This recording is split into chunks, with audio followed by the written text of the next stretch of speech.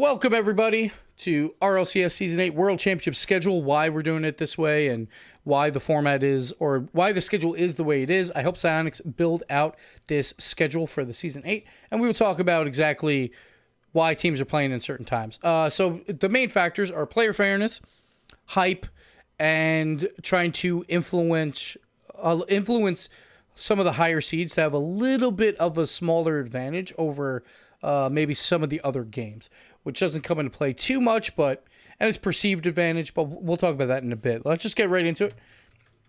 So your day one schedule. Day one, we open up with Dignitas versus the Three Sins. Mostly, the reason why we do this match is to open up with a European team on a European land. So we got Dig versus Three Sins. We wanted to start with Group B first because we felt like Group B's first round matches were a little bit weaker than Group A's, and the longer a stream goes, the more people tune in. We wanted to save some of those hype games for later on in the day. So that's why Group B is earlier than Group A, and that will continue through day two. So we got Dignitas versus Three Sins, Space Station Gaming versus Canberra Havoc, then followed by Pittsburgh Knights versus the winner of match one. So we will complete Group B for the day through the first four matches, which will also mean after match three, we already know one team that is going to day three. The reason why we do this is so players don't have to sit around for the entire day waiting for matches later on. It's also to mitigate that advantage that teams that play in that first round get of playing on the World Championship stage for the first time. They get those nerves out. Then they play a team that, sure, they have a bye, but they haven't played on the World Championship stage yet. And so we want to only give them a one-game break. Like Dignitas versus the Three Sins. The worst game break that you can have, according to players, is a one-game break. Because basically, you have to come off your win or loss, but in this case, a win. You have to collect your thoughts about the victory. You have to clean up your PCs, then reset up for maybe some scrim time, maybe get a little bit of food in you, maybe go to the bathroom. You won't have a lot of time to get scrims in, so it makes it a little bit harder compared to a 0-game break where you're just warmed up, you're on stage, and you're ready to go again. And then a 2-game break where you get the time to maybe eat something, go to the bathroom, and scrim a bunch. Then you're completely ready for your next game. It's kind of trying to mitigate that advantage that they get by playing on the World Championship stage first. So that's why Pittsburgh Knights will play in that third match versus a 1-game break team of Dignitas or the Three Sins. And same with Reciprocity, same with every single team going forward. We move on to Group A. Veloce versus Loki, followed by E United versus Renegades, then Energy versus the winner, followed by Vitality, the defending world champs. We wanted to show them last on day one because I think it's a baller move to have the defending champs just waiting around, watching all the games, and then have them play in the very last game of the day. So that's why that is the order there. Moving on to day two, it gets a little bit hairy, but I'll just talk to you exactly how this is going to work. We do the lower bracket games first. Now, the one distinction here is we play the 2 lower bracket games, then they have a break. We'll play the upper bracket final of Group B again, so the players are still...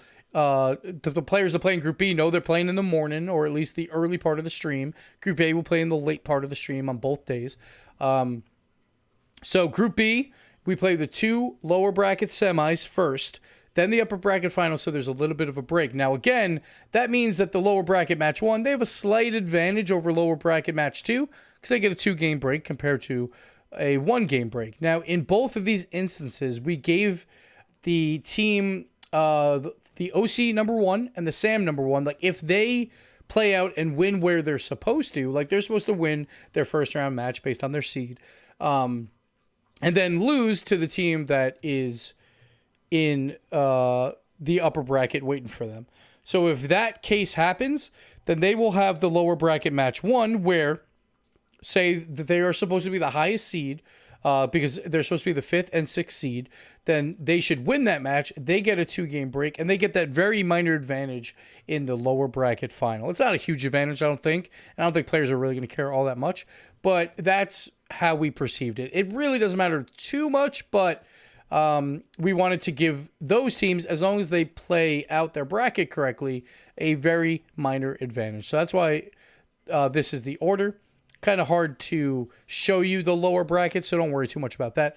But the one where Renegades, like they play Vitality, And when they lose, or if they lose, they would play the loser of Veloce Loki. That would be the first game here. Same with the Three Sins. If they lose to Pittsburgh Knights, they would be in that first game versus the loser of Space Station Gaming and Canberra Havoc. So that's how this is all played out. Again, Group A ends the day once again.